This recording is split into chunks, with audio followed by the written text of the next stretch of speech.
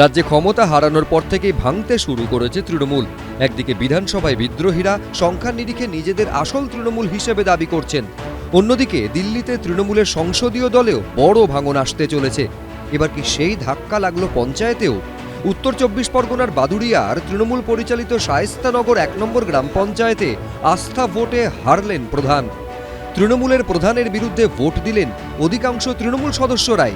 পঞ্চায়েত প্রধান জেসমিন খাতুনের বিরুদ্ধে মূলত অভিযোগ উঠেছিল তিনি বাংলাদেশের নাগরিক, দুর্নীতিতে যুক্ত, যে অভিযোগে গত মাসে তার বিরুদ্ধে অনাস্থা প্রস্তাব আনা হয়। শায়েস্তানগর 1 নম্বর গ্রাম পঞ্চায়েতের 17টি আসনের মধ্যে 14টি তৃণমূলের দখলে রয়েছে।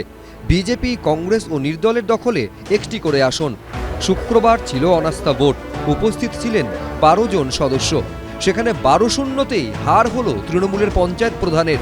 যে 12 জন সদস্য তার বিরুদ্ধে ভোট দিয়েছেন তাদের মধ্যে 10 জনই তৃণমূল সদস্য, 1 জন করে সদস্য ছিল বিজেপি ও নির্দলের।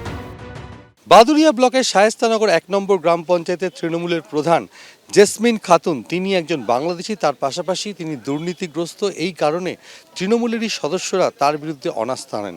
আর এই অনাস্থা আনার পর আজকে ভোটাভুটি হয়, তাতে 12-0 ভোট দেয়া হয়েছে এবং পরবর্তীকালে পঞ্চায়েত প্রধান নতুনভাবে নির্বাচিত করা হবে। প্রধানের বিরুদ্ধে সীমাহীন দুর্নীতি তো আছেই, সঙ্গে উনি অ্যাকচুয়ালি বাংলাদেশের নাগরিক। আর আমাদের পঞ্চায়েতের কাজবাজ কিছু হয়নি, দুর্নীতিতে ভরা। পুরোপুরি সময়টা উনি মেম্বারদের বঞ্চিত করেছেন। একই কারণে প্রধানের বিরুদ্ধে ক্ষুব্ধ উপপ্রধানও। প্রধানের বিরুদ্ধে বিভিন্ন রকম দুর্নীতির জন্য অনাস্থা এনেছি। আর বিশেষ করে কোনো মেম্বারকে সম্মান করতো না, গুরুত্ব দিত না। নিজের দলকে জানানো হয়েছিল, কোনো গুরুত্ব দেয়নি। সংবাদ মাধ্যমের মুখোমুখি হননি পঞ্চায়েত প্রধান, তবে তাকে নিয়ে ওঠা সমস্ত অভিযোগ অস্বীকার করেছেন তার স্বামী। রাজনৈতিক কারণে এসব ছড়াচ্ছে, সবই আছে। আমাদের 3 মাস ধরে এসআইআর হয়েছে, সেই প্রক্রিয়ায় সেখানে 2002 সালের নাম না থাকলে নামটা কিভাবে উঠলো, সেই কারণে এসব রাজনৈতিক চক্রান্ত। আমার বাবার বাড়ি এখানেই আছে, এখন বর্তমানে এখানেই থাকে, ত্রিপুরার বাসিন্দা ছিল। এর মধ্যেই আবার সামনে এসেছে এই ভয়ঙ্কর ছবি।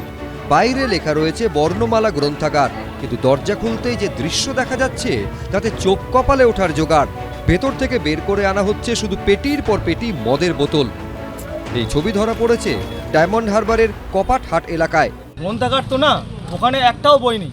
প্রথম থেকে ওটা একটা মদের আড্ডা ছিল, ওখানেই মদ খেত, ওখান থেকেই হচ্ছে হারমাত টিমটা চারিদিকে অত্যাচার করে বেড়াতো। এই মদ খাইয়ে বিরোধীদের উপরে দমন পীড়ন চালাতো।